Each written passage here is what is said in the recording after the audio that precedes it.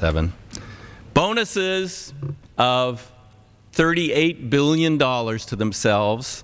Secretary Paulson came to us just having received a $39 million bonus from Goldman Sachs. Came here to the applause of the Wall Street elites and others. His first crisis was Bear Stearns.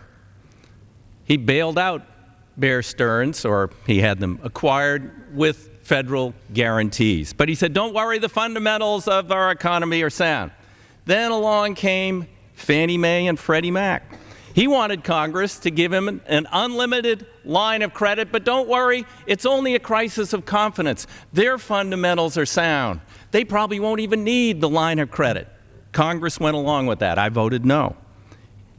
The fundamentals of America are sound, he said. A month later, he had to take over Fannie Mae and Freddie Mac. Unprecedented, accumulating maybe $5 trillion of debt onto the books of the federal government all at once. But not to worry, we'll work our way through it. The fundamentals are sound. Then came Lehman Brothers. It's just one firm, he says. Let them go. Let the market work. Our fundamentals are sound. Uh-oh. 2 days later, AIG, big company, a lot of money in insurance, annuities, other things, too big to fail. Broke a 50-year precedent, put federal money into an insurance company. But not to worry, this is just a little blip. Our fundamentals are sound.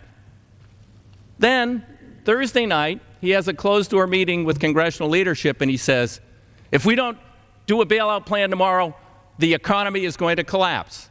Now, wait a minute. This guy has been consistently wrong and out of touch, or he's been lying to Congress and the American people about how sound our fundamentals are. Now, he wants us to trust him with the keys of the Treasury and no restrictions on how he would spend the money in his next bailout. He is compromised, in my opinion, because of his relationship with Goldman Sachs and Wall Street, not with Main Street America. My small banks are not clamoring for this. My credit unions aren't clamoring for this. They're still making loans. They're saying there's a credit crunch. Guess what?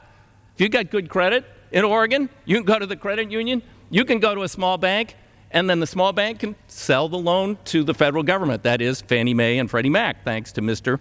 Paulson. But he's saying to us here, I got a deal for you. Let's think of Henry Hank Paulson as a realtor. Here's the deal. He's got a great house he wants to sell you. Now, the thing about that is he can't give you an appraisal on the house. There are no market comparables.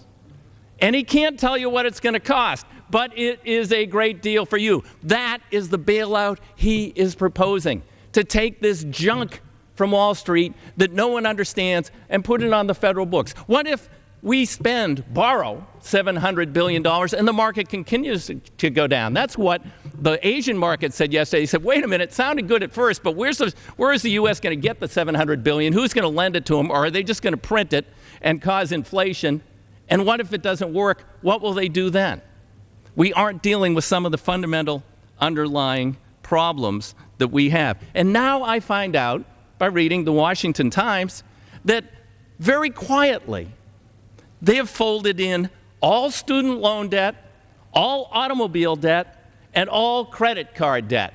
So the federal government is now not only going to be in the housing business, it's not only going to be in the insurance business, suddenly we're going to be in the repo business, out there collecting cars around America so we can sell them to try and get back some of the taxpayers' money. This is nuts. Congress should not do this week. We need to understand what's going on. They can't be slipping in little things like this and trying to jam this bill through. This is way too much like the rush to war when Congress was under pressure to go in for elections. Forget about the elections. This is about the future of the United States of America and our financial system. And if we have to stay here every day in October to understand this and get it right, we should.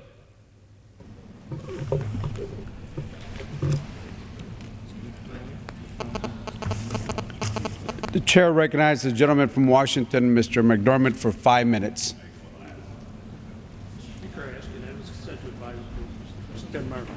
Without objection.